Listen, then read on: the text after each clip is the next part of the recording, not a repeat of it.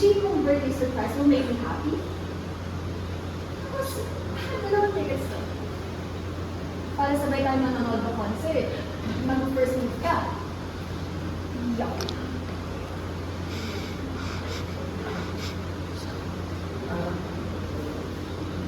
Hindi sa ganun, Sharp. Akala ko lang kasi, What makes you think na gusto ko kang makasama sa concert? Oh my gosh, even just thinking about it, nagka-cringe na ako. Never gonna do that. And you know what? Parang may masmasan ka, wala ko. Ako naman ang may surprise ka eh. Dash! Fonzie! surprise! Yo! Sorry, but we're invited.